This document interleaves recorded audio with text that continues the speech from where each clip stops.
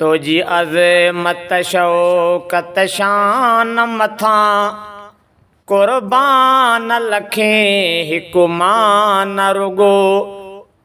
तुझे कुर्ब करमा एहसान मथा कुर्बान लखें हिकु मान रुगो तुझी अज़मत शौकत शान मथा कुर्बान लखें हिकु मान रुगो तुझे कुर्ब करमा एहसान मथा कुर्बान लखें हिकु मान रुगो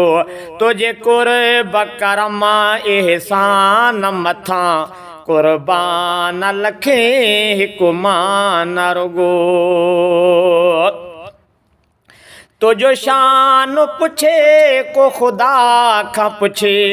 कम इल्म बशरा खे कहिड़ी ख़बर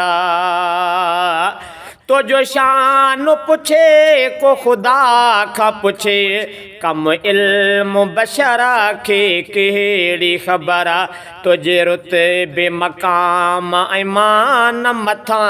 तुझे रुतबे मक़ाम ऐं मान मथा कुर्बान लखें हिकु मान रुगो तुझे कुर्ब करमा एहसान मथा कुर्बान लखें हिकु मान रुगो तुझी अज़मत शौकत शान मथा कुर्बान लखें हिकु मान रुगो तुझे कुर्ब करमा एहसान मथा कुर्बान लखें हिकु मान रुगो बेइल्मन खे तोई इल्मु ॾिनो बेफ़ैज़न खे तोई फ़ैज़ ॾिनो बेइल्मन खे तोई इल्मु ॾिनो बेफ़ैज़न खे तोई फ़ैज़ ॾिनो तुझे फ़ैज़ अता इरफ़ान मथा कुर्बान लखें हिकु मान रुगो तुझे फ़ैज़ अता इरफ़ान मथा कुर्बान लखें हिकु मान रुगो तुझे कुर्ब करमा एहसान मथा कुर्बान लखें हिकु मान रुगो तुझी अज़मत शौकत शान मथा कुर्बान लखें हिकु मान रुगो तुझे कुर्ब करमा एहसान मथा कुर्बान लखें हिकु मान रुगो तोई मींहुं वसायो रहमत जो वयो दौर जहां मां ज़हामत जो तोई मींहुं वसायो रहमत जो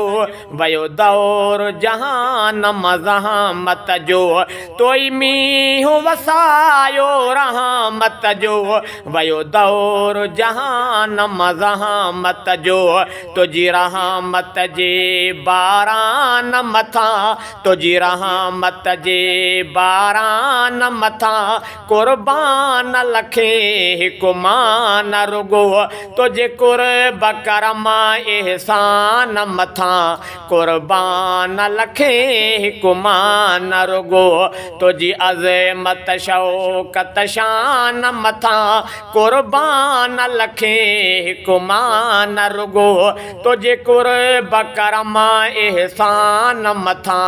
कुर्बान लखें हिकु मान रुगो तुझो रूह मुबारक अनवरवा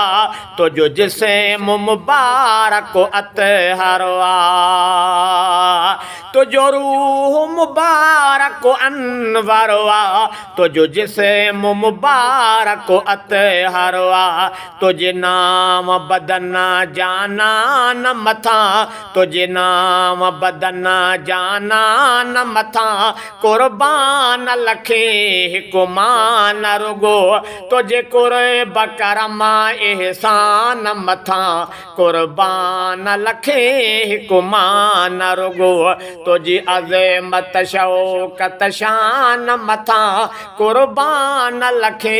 हिकु मान रुगो तुझे कुर्ब करम एहसान मथा कुर्बान लखे हिकु मान रुगो तुझे रोज़े माग मुहान मथा तुझे शहर में रहंदड़ हर हिकता